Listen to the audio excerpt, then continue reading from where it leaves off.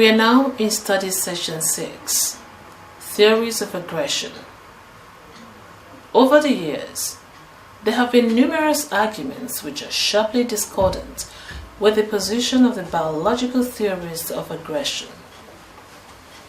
Some social psychologists have reported findings supporting the notion that aggression is dynamic and can be caused and mediated by phenomena in the social environment and personality factors.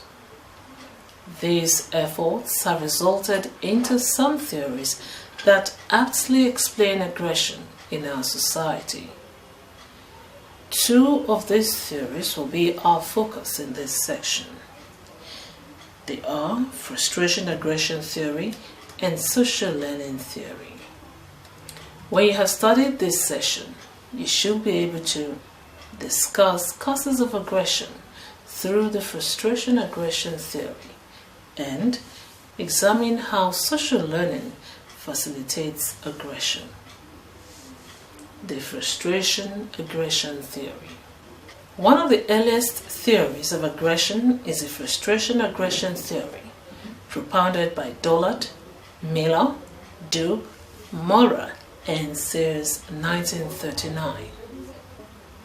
In this approach, frustration was defined as any external condition that prevents you from obtaining the pleasures you had expected to enjoy. This implies that if you're not permitted to have what you desire, frustration will set in. The frustration-aggression theory, according to Dollard et al., is premised on three main propositions. 1. That frustration will always elicit the drive to attack others. 2. That every act of aggression could be traced to some previous frustration. And 3. Engaging in aggression causes catharsis, the reduction in the aggressive drive following an aggressive act. The position of the frustration-aggression theory places it in the realm of hostile aggression, the intentional use of harmful behavior triggered by anger with the sole purpose of causing injury or death to the victim. Other studies have supported the frustration-aggression theory. Hovland and Sears, 1940, found significant correlations between lower cotton prices and lynching in South America in the late 1800s and early 1900s. Similarly, Catalano et al. 1993 reported a correlation between the loss of jobs in communities and an increase in child abuse and other violent behavior. However, the frustration-aggression theory has been criticized on a number of issues. Miller, 1941, argued that frustration does not always lead to aggression. Rather, it only produces a tendency to aggress when the frustration is perceived to be deliberate and unfair. But if the frustration is not perceived to be deliberate or unfair, aggression is not likely to be expressed. It has also been argued that frustration is not the root cause of all aggressive behaviors, but one among several causes of aggression.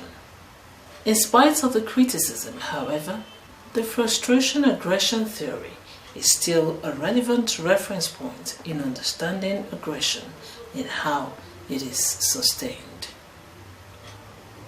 Social learning theory.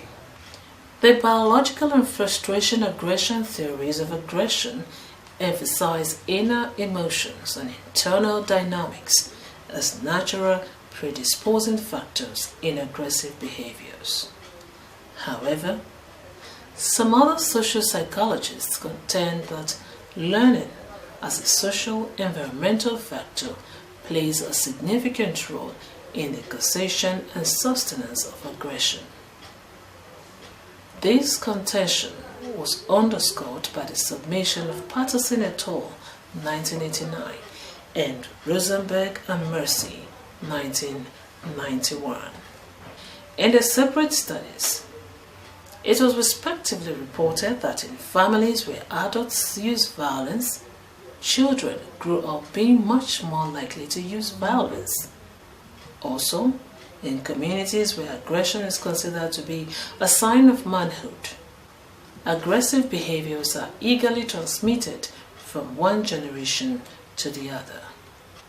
These scenarios capture the two principles of social learning theory of aggression, rewards, and the observational learning.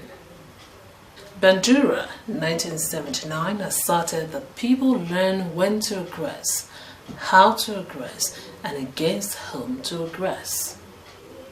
This assertion led to the definition of social learning by Franzoy, 2000. According to him, social learning is a theory that proposes that social behavior is primarily learned by observing and imitating the actions of others, and secondarily by being directly rewarded and punished for our own actions. Research findings have confirmed that reward of reinforcement is central to the development and sustenance of aggressive behaviors. When a particular behavior is rewarded, there is every likelihood that it will occur again in the future. Consequently, if aggressive acts are reinforced, they will be repeated. However, the reward may be tangible or intangible. Tangible rewards can be money, snacks, or other material gratification, while intangible rewards can be in terms of social approval, praise, increased self-esteem, and many more. The implication of this reinforcement principle is that if behavior is not reinforced or is punished, that behavior will not be repeated. This is widely used by parents and teachers when they withdraw attention and other benefits from children, following the exhibition of inappropriate behaviors by those children. Social psychologists have also mentioned observational learning as a major route to aggressive behavior. Contrary to the reinforcement standpoint that focuses on direct reward as a catalyst for aggressive behaviors, observational learning emphasizes watching and imitating aggressive models. The observational learning model states that people watch others behaving aggressively and then enact the same behavior at a later time.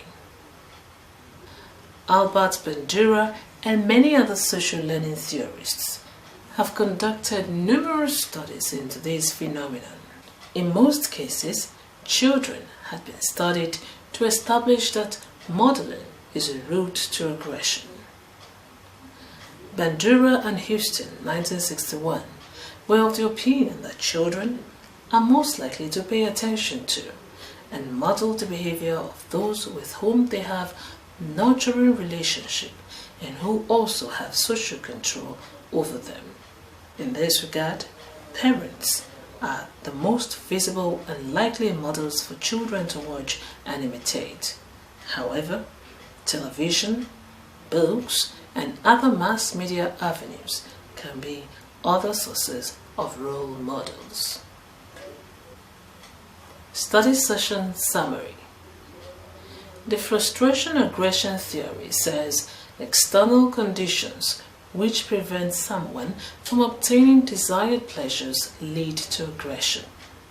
Meanwhile, the social learning theorists say aggression is learned like any other material through the principles of reinforcement and modeling. We have now come to the end of study session 6. Thank you for listening.